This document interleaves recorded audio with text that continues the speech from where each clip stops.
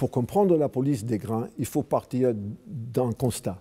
La société française, elle est fragile, elle est constamment menacée par la cherté et par la disette, donc tout le monde vit sous une espèce de dépendance à l'égard des grains. Le peuple, car les grains constituent leur ration de survie, n'oubliez pas, ils mangent que du pain quasiment dans une soupe, si vous voulez, mais ils tirent non seulement la majorité de leurs calories, mais aussi de leurs protéines, du pain, des grains. Et puis, dans la même dépendance, le pouvoir. Car s'il n'y a pas suffisamment de pain de qualité acceptable à un prix accessible, ben le peuple va murmurer et puis après, il va faire encore davantage, c'est-à-dire perturber l'ordre public. Donc, la dépendance du pouvoir, c'est sa légitimité politique est en question, et également l'ordre public. D'où, justement, ce besoin de répondre à une demande qui semble évidente. Il faut faire en sorte que le système d'approvisionnement fonctionne.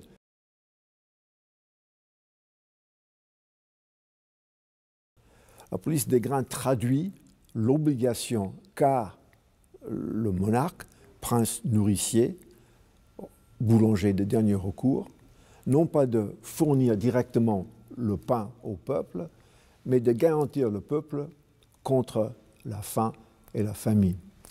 Donc il y a une espèce de contrat social des subsistances qui est scellé par la police des grains, ce que nous appellerions, nous, aujourd'hui, la régulation. Ça veut dire quoi, au juste? Ça veut dire surtout la notion, l'obligation de concentrer sur le marché toutes les transactions. Tous les échanges de grains et de farine doivent avoir lieu sur un marché, disons, officiel.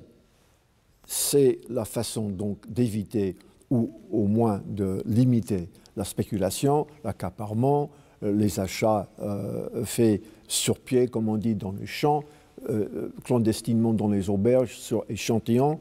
C'est la façon d'éviter la dispersion de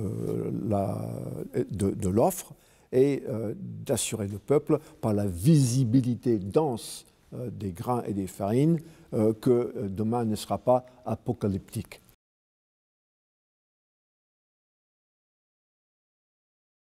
Les blés, entre guillemets, c'est un des grands sujets de débat pendant les Lumières.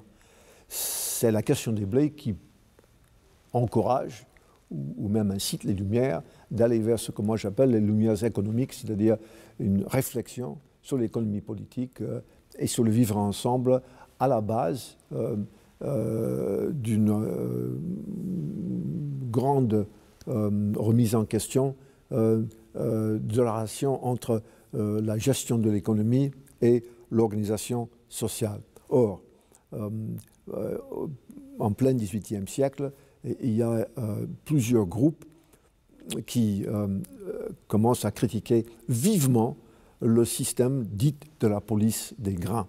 Ils considèrent que la seule façon de libérer l'entreprise, d'inciter les marchands à investir, à mettre des capitaux dans leurs entreprises, la seule façon de sortir de cette espèce de chronicité de cherté et de disette est de renoncer aux contraintes du vieux système réglementaire et de restriction et de proposer ce que moi j'appelle le principe du marché à la place du marché comme bastion réglementaire.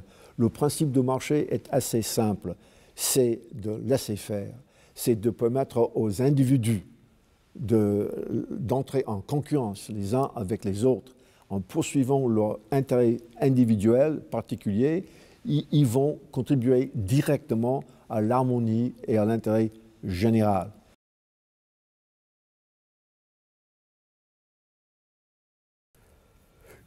Une idée terrible traverse le XVIIIe siècle.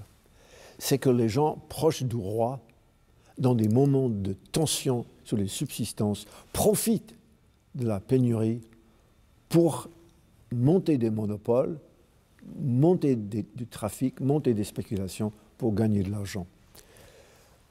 Ça revient à travers tout le siècle et ce n'est pas une notion, entre guillemets, seulement populaire qui relève des préjugés imputés au peuple, incapable de raisonner et ne sachant vraiment pas son intérêt. C'est une notion qui imprègne quasiment toute la société, les élites aussi bien que les gens du peuple. Or, au moment libéral, en particulier dans les années 60, quand justement on démantèle la police, on supprime la police des grains, et le roi dit à son peuple, je vous émancipe, je suis plus responsable de votre pain quotidien, à ce moment-là, il y a une aggravation de ce soupçon, qui est un soupçon quasiment permanent, et les gens commencent à dire ouvertement que la libéralisation même, les lois même de réforme étaient simplement une couverture pour permettre au roi et aux gens proches de lui de spéculer sur les grains et d'amasser des fortunes immenses. On appelle ça le pacte de famine ou le complot de famine. C'est une forme d'accusation terrible contre le roi qui était père de son peuple, qui était le boulanger et qui tout à coup devient marchand de grains, voire accapareur.